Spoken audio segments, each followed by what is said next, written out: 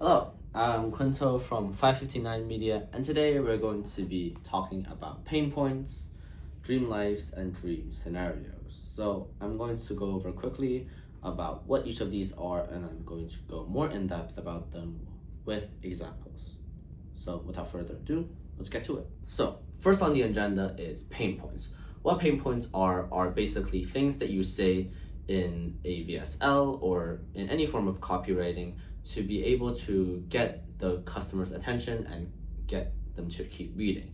And the way you do that is, as the name suggests, you have to hit them where it's weak. Okay, so in a more extreme scenario, if we're trying to target people who just got divorced, we're going to laugh at them. Okay, well, not laugh at them, but we're going to talk about them being single. If we're talking about someone who just experienced the death of a loved one, maybe the death of their mother, we're going to talk about them being an orphan.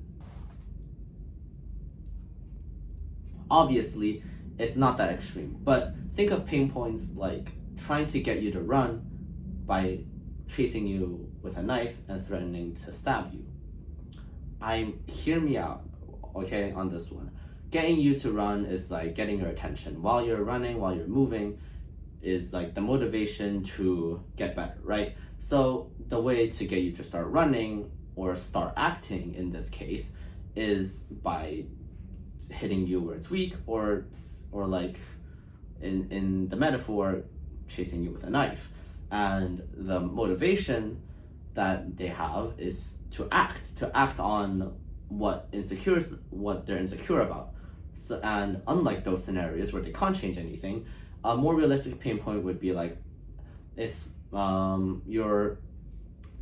you want to stop procrastinating? That is something that they can solve, so they're going to try and act on it. And in theory, when they want to act on it, your offer will be there, so they're going to buy the offer to make progress towards their goal of not procrastinating. So those are pain points. And next on the agenda, we have dream lives. And using that metaphor, so those are pain points, but next up we have dream lives.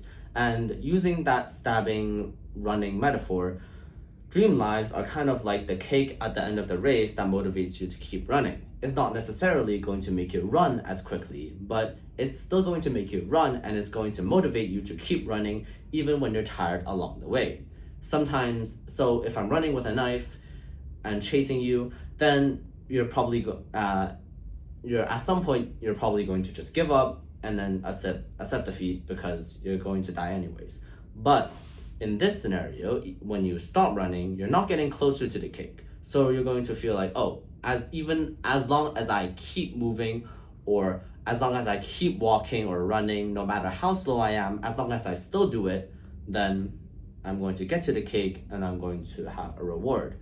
So that is what dream lives are. But instead of the cake, it's more of like the dream life. Maybe it's like having millions in the bank, being rich, or being able to work wherever, or being able to fly in a private jet, stuff like that. Okay, so a good example of that would probably be describing somebody's dream life.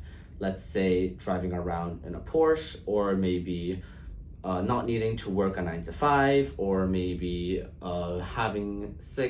making six figures a year, or having 7 figures in the bank. Now you might be thinking, okay, so we have something that gets you to start running and something to get you to keep running. So what are dream scenarios, right? They sound quite similar to dream lives. Well, the thing with dream scenarios is that they're kind of like the photo of the cake that lets you keep going. So if you're at the start of a 3-kilometer race and the 3 kilometers are in a straight line, you're obviously not going to see the cake at the very end, right?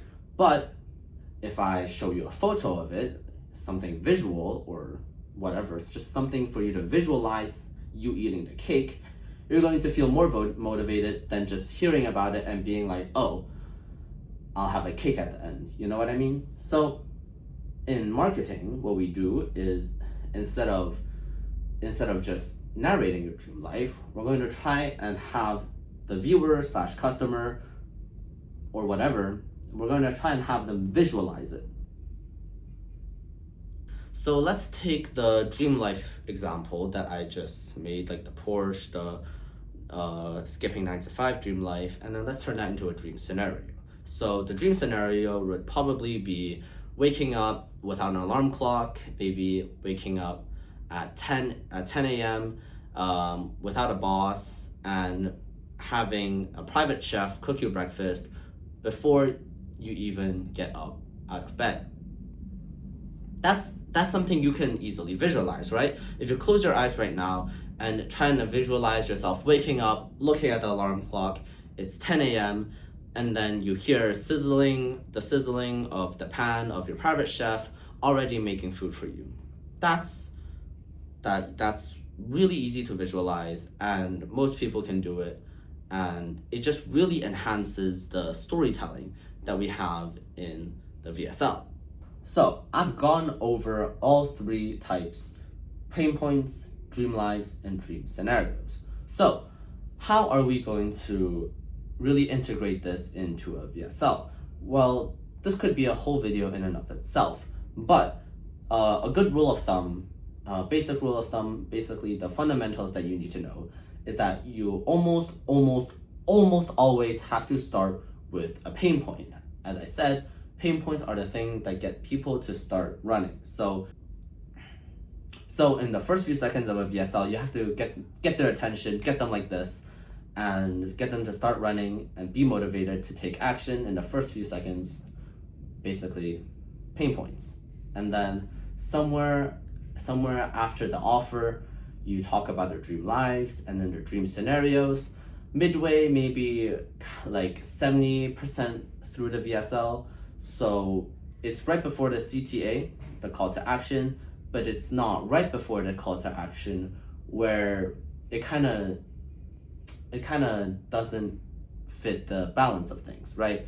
So for me personally, I like to put my dream lives and dream scenarios and mix them in with the case studies. So what I basically do is I tell the stories of normally two people or two case studies, two testimonials, and I include the dream life. So I talk about where they were before. Maybe they were broke, nobody liked them, they were waking up at 6 a.m. to go to work and coming home at 8 p.m, blah, blah, blah. And then in the dream life, I'm going to talk about how they now wake up whenever they want, how they move to Miami in a penthouse, how they get all the girls. And then I'm going to end the case studies. I'm going to visualize, imagine you waking up, blah, blah, blah, blah, blah, blah. And then I go to the CTA right after helping the viewer visualize what they want. Or sometimes I put another dream scenario right after the pain points at the very start, because that way it's just another boost of dopamine or whatever you could say. It's just another boost of motivation for them to get more of their attention so that they will keep watching. I know this video has been pretty rambly and the editing's probably shit, but I hope you forgive me because I try to make up for it by giving the best value that I can in a video. Obviously, I'm going to try and do better.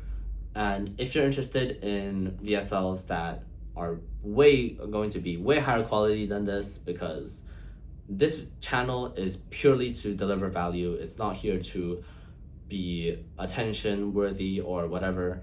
So if you want a true VSL, you can go into the link below to our website and look at our case studies and see if we fit you. Or you can just message us for a free audit of your website, and we're going to do a complete audit and tell you if you fit a VSL, what type of VSL you would fit, or yada yada yada, and it's completely free. Or if you also want some free resources like VSL dissections, or maybe some free audits that I've done of other websites, also go check out the website and also check out the blog, check out the newsletter.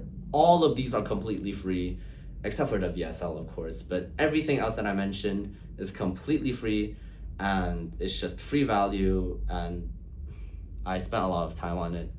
I really hope you enjoyed this video, and that's basically it. Thank you so much for watching.